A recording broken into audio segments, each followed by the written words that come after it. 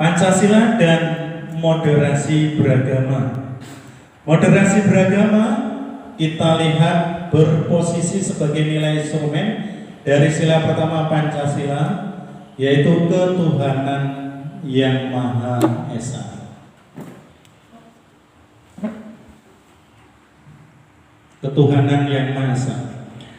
Berikutnya sebagai instrumen penerapan dan pengamalan sila pertama, moderasi beragama tentu sudah diperhitungkan sedemikian rupa agar tetap berada pada jalur yang sejalan dengan semua sila dan bahkan diupayakan agar bisa memperkuat potensi terwujudnya cipta sila-sila yang lainnya.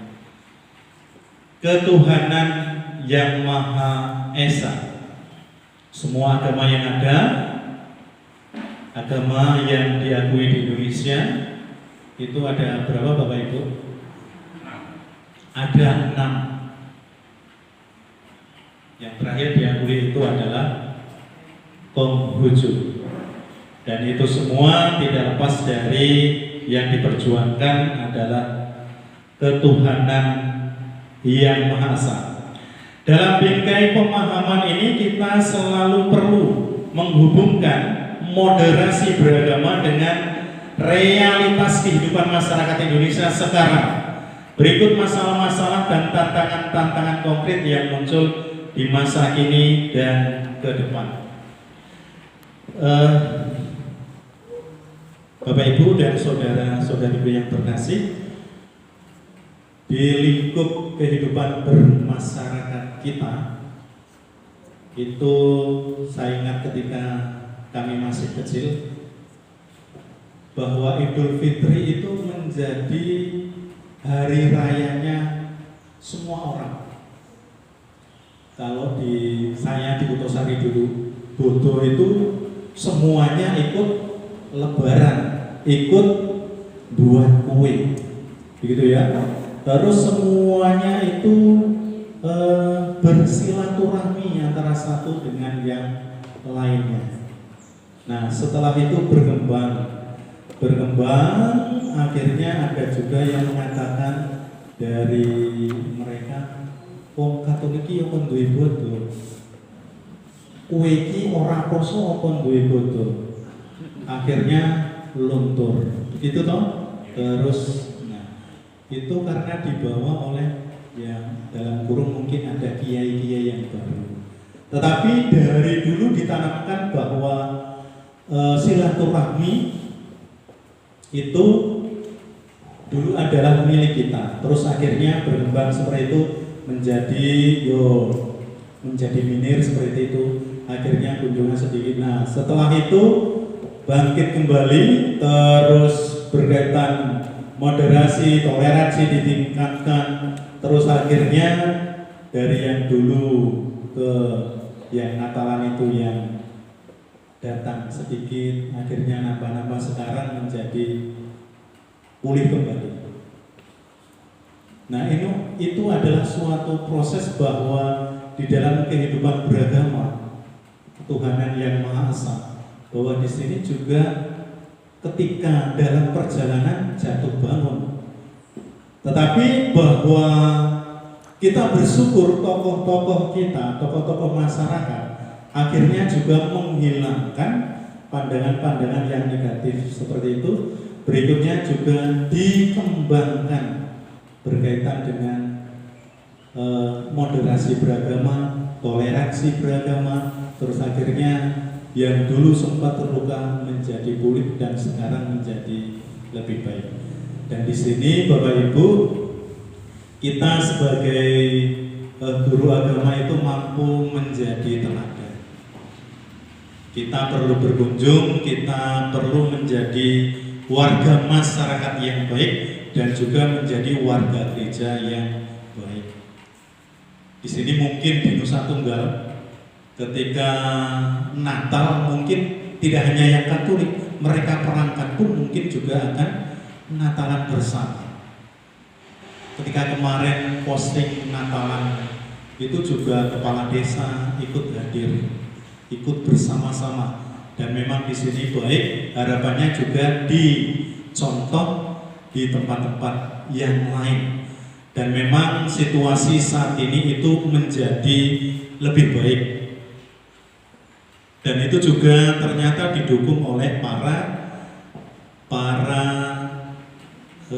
pendiri gereja atau juga para tokoh gereja.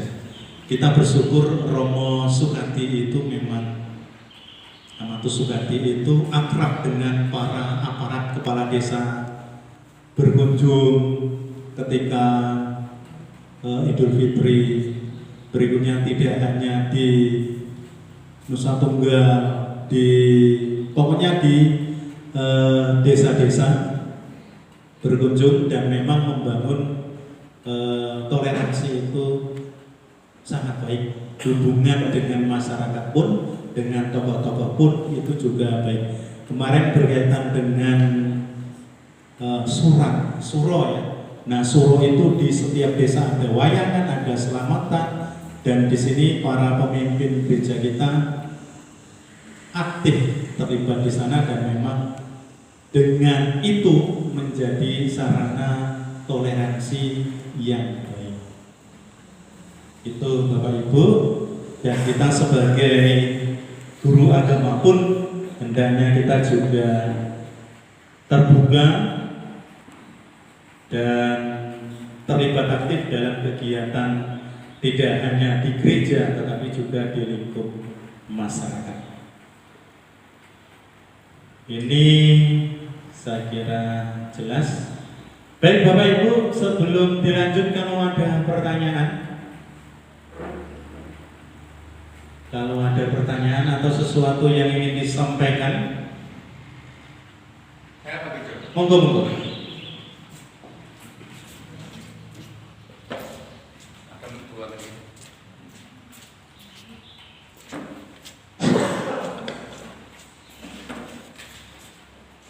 Terima kasih. Saya ingin ada satu pertanyaan, juga penegasan bahwa kalau saya perhatikan sebenarnya tentang moderasi beragama yang saat ini itu di latar belakangi salah satu juga nilai negatif dari kita sendiri juga. Kalau saya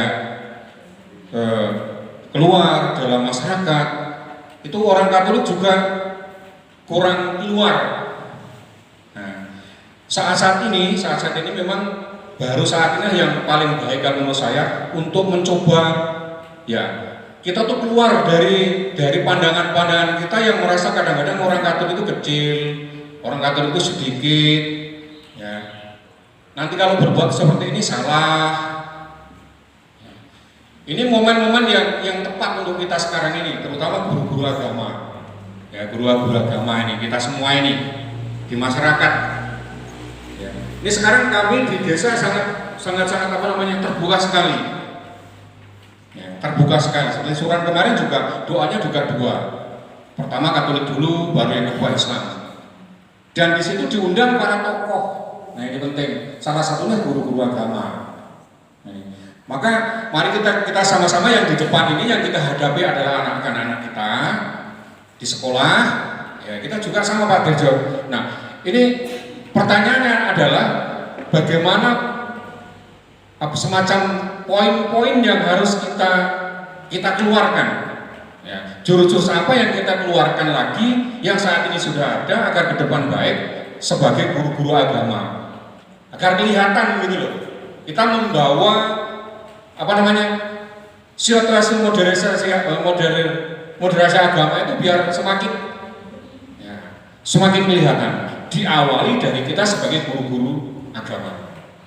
Mungkin tip-tip apa lagi Pak yang harus kita keluarkan yang jelas. Karena kita memiliki kesempatan yang besar di masyarakat. Terima kasih itu saja dulu. Baik, saya kira pertanyaan dari Pak Rojiman jelas.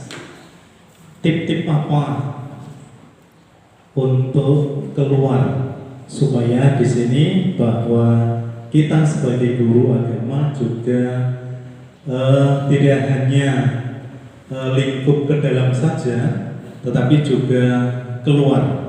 Bapak Ibu dan saudara-saudariku yang terkasih, sebelum menjawab pertanyaan ini, mungkin saya juga cerita. Pak Wiyatno mungkin nanti juga bisa memahami. Dulu yang namanya Kemenak, pandangan orang itu Kemenak itu isinya orang-orang Islam. Nah di sana di dalam Kemenak itu ada Kasih Bimas, Islam, Katolik, Kristen, Hindu, Buddha. Dulu mungkin ketika di sana ada ruang penyelenggara Katolik, orang itu melihat kok seperti itu. Tetapi karena di sini yang di sana Pak Wiyatno itu selalu terbuka dengan yang lain. Mungkin dulu arep mlebu ning ruang Katolik mungkin ya najis atau gimana gitu ya.